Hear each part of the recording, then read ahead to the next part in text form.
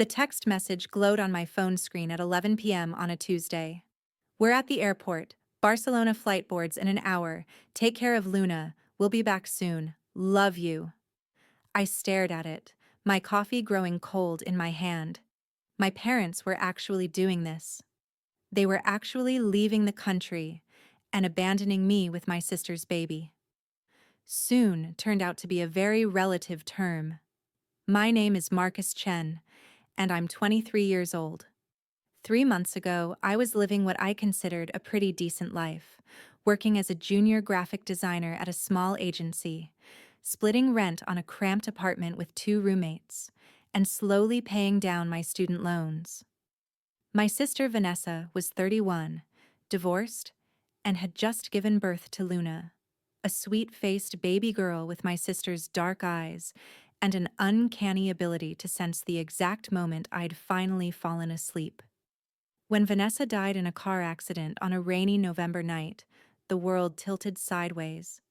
According to YouTube analytics, 99.3% of viewers are not subscribed. That's a huge number. By subscribing the channel that is completely free, you'll help support the channel and never miss fresh content. I remember my mother's keening wail when she got the call. I remember my father's face going gray, his hand trembling as he gripped the kitchen counter. I remember thinking this couldn't be real, that Vanessa, vibrant, loud, infuriatingly confident Vanessa, couldn't just be gone. The funeral was a blur. Luna cried through the entire service, and no one seemed to know what to do with her. Vanessa's ex-husband, Derek, showed up drunk and made a scene about how he'd always loved her, despite having cheated on her throughout their marriage. My parents held each other and sobbed. I held my niece and felt utterly lost. After the funeral, we had the conversation. "Marcus, we need to discuss Luna's care," my mother said, her eyes red-rimmed and exhausted. We were sitting in my parents' living room, the same room where Vanessa and I had grown up fighting over the remote control and who got the last cookie. "Derek's out of the picture," my father added. "He signed away his parental rights years ago. Never paid a dime in support." I nodded slowly, looking down at Luna asleep in her carrier. She was so small, so fragile. "So what happens to her?" My parents exchanged a look, one of those married couple looks that contains entire conversations. "We've been thinking," my mother began carefully, "that maybe you could watch her. Just temporarily. While we process everything." "Watch her?" I repeated. "Mom, I don't know anything about babies." "None of us do," she said, reaching over to squeeze my hand. "But you're young. You're adaptable. And we'll help you. We'll be right here. We just need a little time to grieve properly." It seemed reasonable at the time. My parents had just lost their daughter. They were in their late 50s, not exactly spring chickens. I was young, resilient. I could handle a few weeks of babysitting while they got their bearings. "Okay," I agreed. "Just for a little while." That was 3 months ago. For the first month, my parents were around constantly. My mother showed me how to prepare bottles, change diapers, and recognize Luna's different cries. My father helped me baby-proof my apartment, installing outlet covers and drawer locks with the same meticulous attention he'd given to building my childhood treehouse. They paid for everything: formula, diapers, a crib, clothes, toys. They assured me this was temporary, just until they felt strong enough to take over. Then things started to change. My mother began talking about Barcelona. Her sister, my Aunt Carmen, lived there with her husband. "Carmen says the weather is beautiful," she'd mentioned casually while folding Luna's onesies. "She says the Mediterranean is so healing." My father started researching long-term rentals in Spain. "Just looking," he'd say when I caught him browsing listings. "Just imagining what it would be like to get away for a while." The little while stretched from weeks into months. My roommates moved out. unable to deal with a crying baby in a two-bedroom apartment. I had to take on the full rent myself. My job performance started slipping. Hard to meet design deadlines when you've been up every 2 hours for feeding. My boss, a woman named Patricia with perfect lipstick and zero patience, called me into her office. "Marcus, I understand you're going through a difficult time," she said, her tone suggesting she understood nothing of the sort. "But we need to see improvement. This is a business." I wanted to scream at her that my sister was dead, that I was raising an infant alone, that I hadn't slept through the night in months. Instead, I nodded and promised to do better. 2 months in, my parents dropped the bomb. "We've decided to go to Barcelona for a while," my mother announced over Sunday dinner. Luna was in her high chair, gumming a teething biscuit and making a spectacular mess. "For how long?" I asked, though some part of me already knew. "6 months," my father said. "Maybe a year." "We need this, Marcus. The grief is too much here. Everything reminds us of Vanessa." "Everything reminds me of her too," I said quietly. "But I can't just leave." "You have Luna to focus on," my mother said, as if that explained everything. "She's keeping you grounded, giving you purpose. We don't have that." "So take her with you," I suggested, even though the thought of losing Luna made my chest tight. She'd become my constant companion, my responsibility, my tiny dictator who ruled my life with an iron rattle. "Oh, Marcus, we couldn't possibly," my mother said, waving her hand dismissively. "The stress of traveling with an infant, settling into a new place. It's too much at our age. She's better off with you. You're doing wonderfully." I wasn't doing wonderfully. I was drowning. My savings were depleted from covering baby expenses that "we'll reimburse you for, honey, we promise." My career was circling the drain. My social life had evaporated. Who wants to hang out with a guy who smells like spit up and cancels plans because of nap time? But I loved Luna. God help me. I loved her so much it hurt. She'd started smiling at me, reaching for me when she was scared, saying something that sounded remarkably like "ma, ma, ma," even though I was definitely not her mama. How could I send her away? "6 months," I finally said.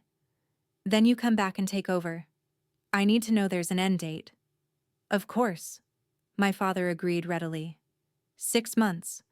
We'll be back before you know it." That conversation happened 3 weeks ago. Now they were at the airport, and I was reading their goodbye text with a growing sense of dread.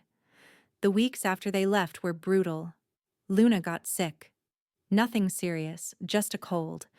But she was miserable, and so was I. I spent 72 hours in a fog of baby vapor rub, snot, and anxiety, convinced every cough meant pneumonia.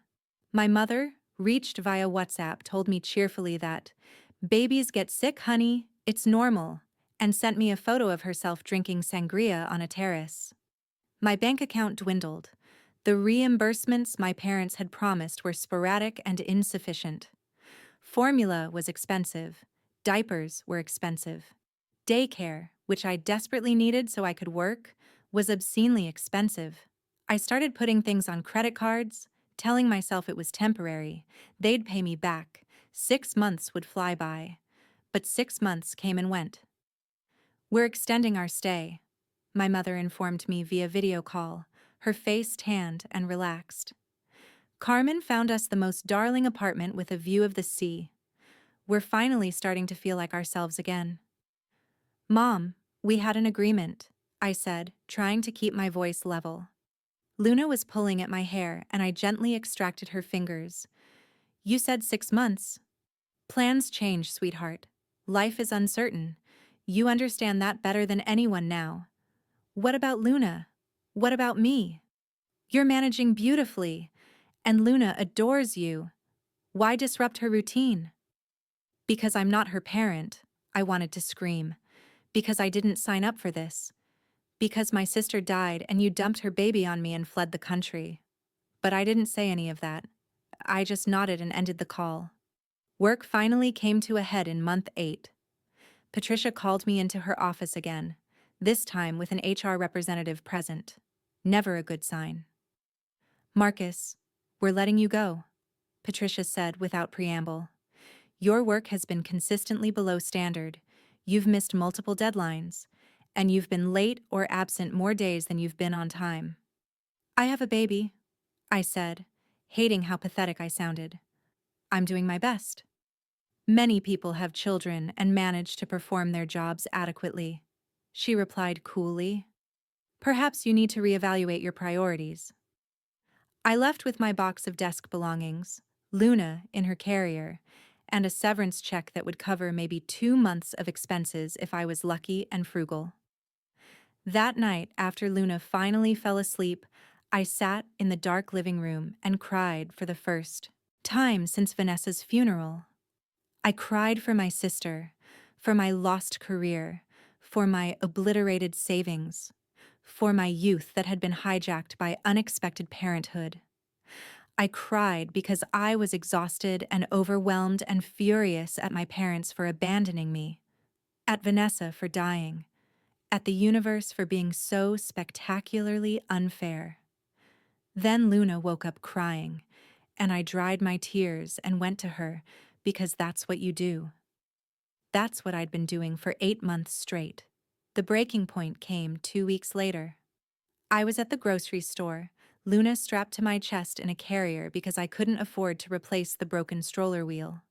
My cart contained the cheapest formula, off-brand diapers, and ramen noodles for myself. My credit card declined at the register. "Do you have another form of payment?" the cashier asked, not unkindly. I tried my debit card. Declined. I had $12 on 47 in my checking account. I'll put some things back," I mumbled, my face burning as the people behind me in line sighed with impatience. I left with just the formula. Luna could eat. I could figure out the rest later. That evening, I called my parents. "Marcus, darling," my mother answered, music and laughter in the background. "We're just at the most wonderful little restaurant. Hold on, let me step outside." "I need help," I said without preamble. "I lost my job. I'm out of money. I can't do this anymore." "Oh, honey, that's rough," she said sympathetically. "Job hunting is so stressful." "Mom, I need you to come home, or send money, or take Luna for a while. Something. I'm drowning here." "Marcus, we've been sending you money," she said, a defensive edge creeping into her voice. "You sent $500 3 months ago. Do you know how much it costs to raise a baby? I'm spending nearly $2,000 a month on her needs alone." "That seems excessive. Maybe you need to budget better." Something inside me cracked. "Budget better?" I repeated slowly. "I'm eating ramen so Luna can have formula. I haven't bought new clothes in 8 months. I lost my job because I couldn't balance work and taking care of your granddaughter alone. The granddaughter you dumped on me so you could have an extended vacation." "That's not fair," my mother said sharply. "We're grieving, Marcus. We lost our daughter."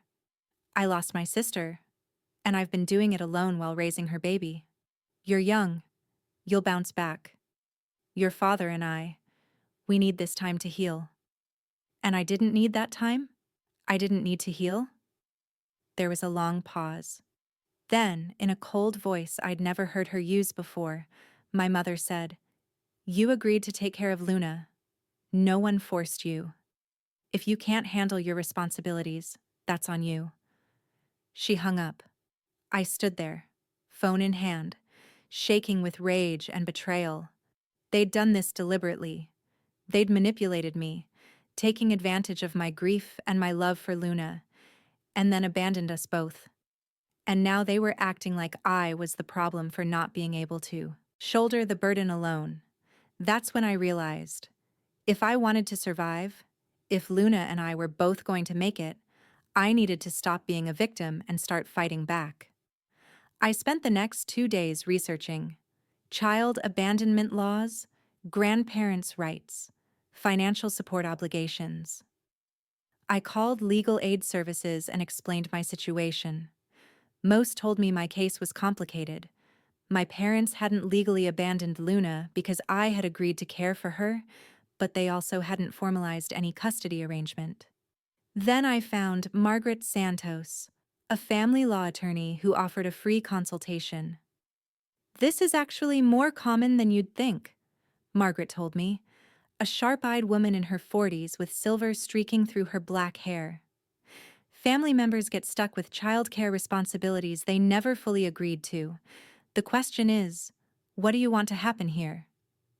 "I want them to come home and take responsibility," I said, "or at least pay for Luna's care if they're going to stay in Spain." "Are you willing to formalize custody arrangements? Because if you take this to court, that's likely where it will go." I thought about Luna, currently napping in her stroller beside me. Despite everything, I couldn't imagine my life without her anymore. She'd become mine in all the ways that mattered. "I want to be her guardian," I said slowly, "but I want my parents to pay child support and acknowledge what they did. I want them to admit they abandoned us." Margaret smiled. "Now we're talking. Let me tell you what we're going to do." The legal process was Byzantine and exhausting, but Margaret was relentless. We filed for guardianship of Luna, citing the fact that I'd been her primary caregiver since Vanessa's death. We documented every expense I'd incurred. We compiled screenshots of my parents' social media, all those photos of Barcelona beaches and tapas dinners while I was scraping by on ramen. The coup de grace was when Margaret subpoenaed my parents' financial records and discovered they'd sold their house 2 months after leaving for Barcelona. The house I'd grown up in, the house filled with Vanessa's childhood memories. They'd sold it and pocketed nearly $400,000 in equity, and they'd never mentioned it to me. Never offered me a cent while I was spiraling into debt caring for their granddaughter. "This is good," Margaret said when she showed me the documents. "This shows they have resources but chose not to use them to support Luna. It's going to make them look very bad to a judge." My parents finally hired their own lawyer, an expensive Barcelona-based firm that charged international rates. They argued that they had every right to grieve however they needed, that I had voluntarily agreed to care for Luna, and that they'd provided financial support when they could. "When they could?" I said to Margaret, voice rising. "They have $400,000. "I know," she said calmly, "and the judge will know it too." The court hearing was scheduled for late spring, nearly a year after my parents had left.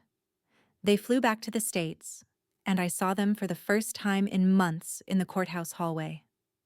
My mother looked wonderful, tan, rested, 10 years younger than when she'd left.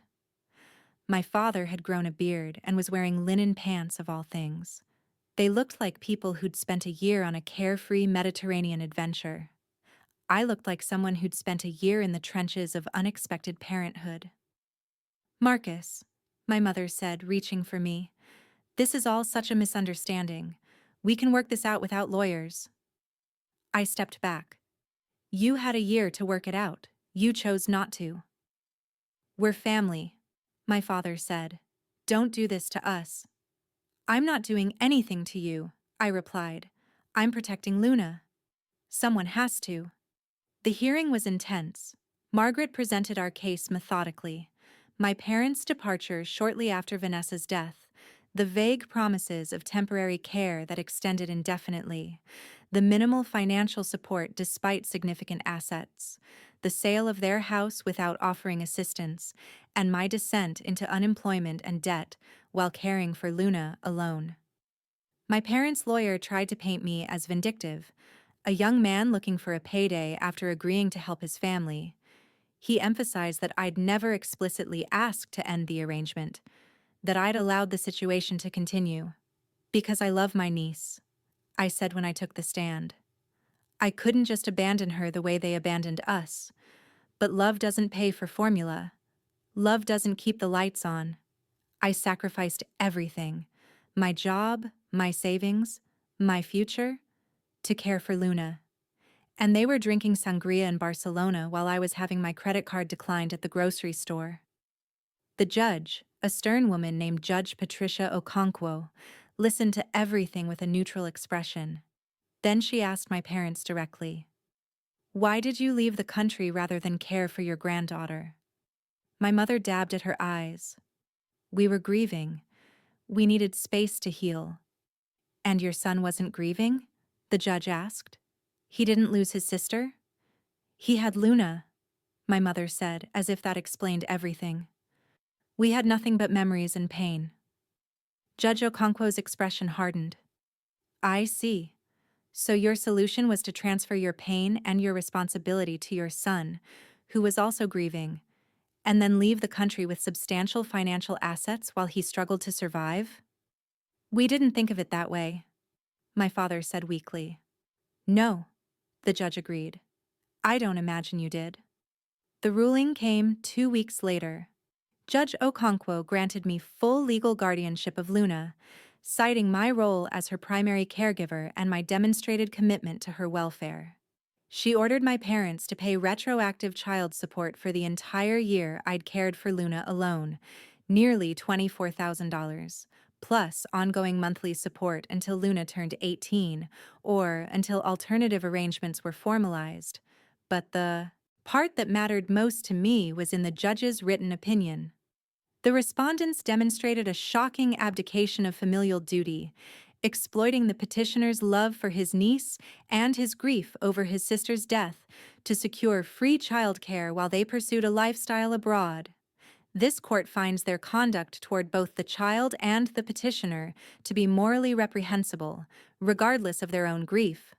The petitioner has proven himself to be a devoted and capable guardian, while the respondents have proven themselves to be unreliable and self-serving.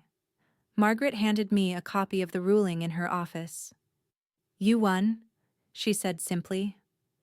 I stared at the words, particularly morally reprehensible and self-serving, and felt a savage satisfaction. It was there in black and white, a legal document calling out my parents for exactly what they'd done. "What happens now?" I asked. "Now they pay up, or they face contempt of court. And you raise Luna with the support you should have had all along." The money arrived in 3 installments over the following weeks: the retroactive support, then the first 2 months of ongoing payments. It was enough to pay off my credit card debt, replenish my savings, and give me breathing room to job hunt properly. But the real fallout was familial. My mother called me after the ruling. "I hope you're happy," she said, her voice bitter. "You've destroyed this family."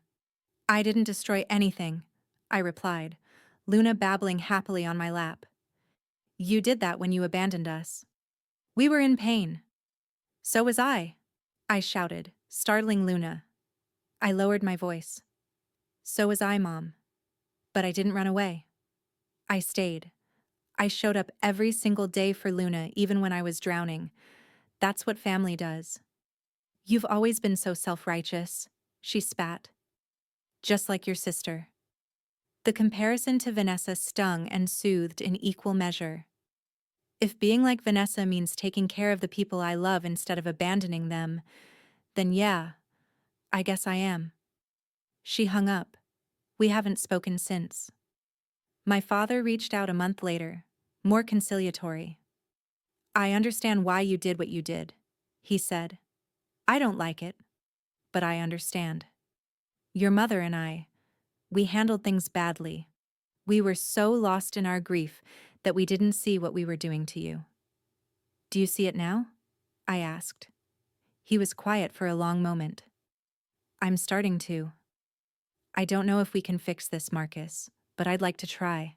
For Luna's sake, if not for ours." "Luna knows who her family is," I said, looking at her as she played with her blocks on the living room floor. "She knows who stayed." "I know," he said softly. "I know." It's been 6 months since the ruling. Luna is almost 2 years old now, walking and talking and getting into absolutely everything. She calls me Mama, which should probably bother me more than it does. I tried to teach her Marcus, but Mama stuck. And honestly, That's fine. I am her mama in every way that counts. I found a new job at a better agency with a boss who's understanding about childcare schedules. The child support payments mean I can afford decent daycare, and Luna loves it there. She's become a tiny social butterfly, bossing around the other toddlers with all the confidence her mother had. My father visits sometimes, awkward and trying. He brings gifts and makes Luna laugh, and slowly, very slowly, we're building something new. Not what we had before, but something. My mother hasn't visited. I'm not sure she ever will, and I've made peace with that. Sometimes I look at Luna and see Vanessa so clearly it takes my breath away. The way she tilts her head when she's thinking, the sound of her laugh, the stubborn set of her jaw when she doesn't want to eat her vegetables. It's painful and beautiful and right.